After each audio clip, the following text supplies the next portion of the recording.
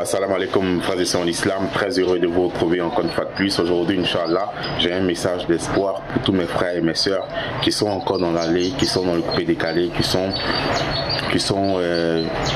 comment on va le dire, loin de la religion, loin du chemin d'Allah subhanahu wa ta'ala. Aujourd'hui, j'ai un message d'espoir pour vous, pour dire tout simplement de ne pas désespérer de la miséricorde d'Allah.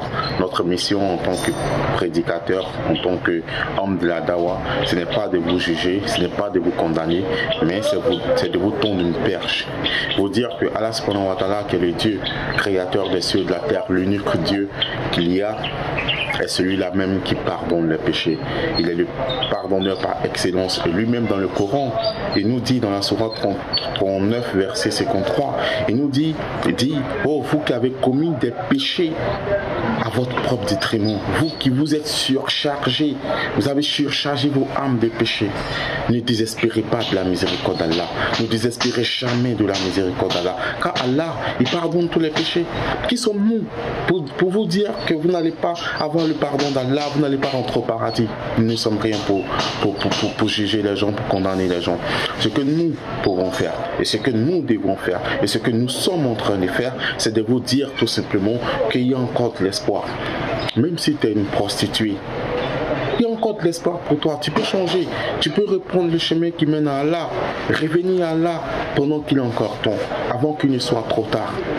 Si aujourd'hui, tu es toujours dans les boîtes de nuit, en train de consommer l'alcool, la chicha, la drogue, et j'en passe, mon frère, ma soeur, tu peux encore changer.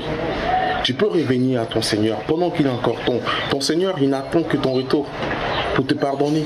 Les gens attendent que tu fasses une erreur pour te juger, pour se moquer, pour te condamner. Mais Dieu, il attend ton repentir pour te pardonner. Donc, prends cette perche que Allah subhanahu wa ta'ala te tombe.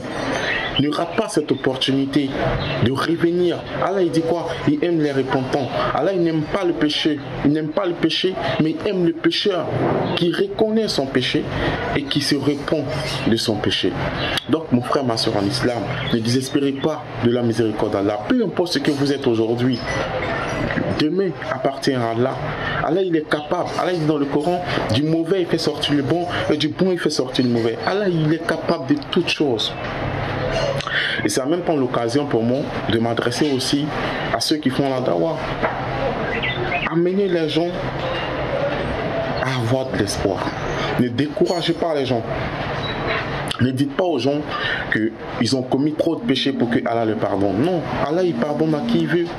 Subhanallah. Mes frères et sœurs en islam, l'islam justement est venu pour amener les gens à sortir des ténèbres à la lumière.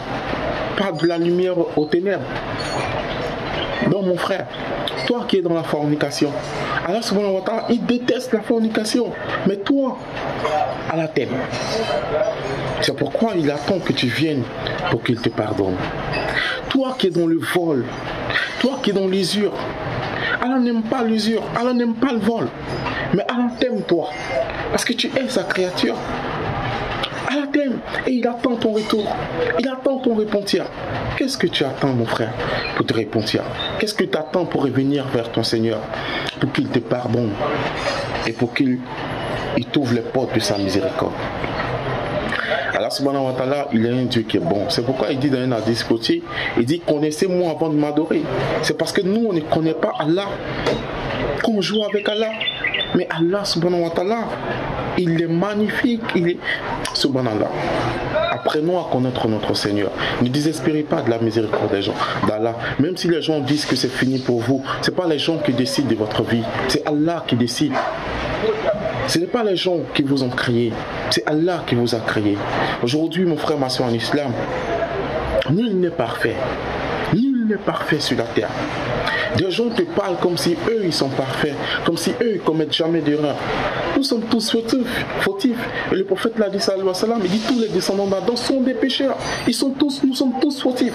Mais le meilleur d'entre eux, c'est qui? C'est celui-là qui se répand de son péché, qui regrette son péché, qui demande pardon pour son péché et qui se réforme, qui s'améliore dans son comportement. C'est lui Allah aime.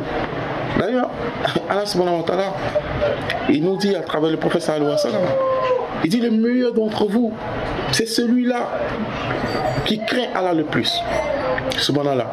Il y a des gens que vous verrez, ils n'ont aucun trait de la religion. C'est-à-dire, ils n'ont pas ça, ils n'ont pas la barbe, ils sont un peu décalés, un peu pétés.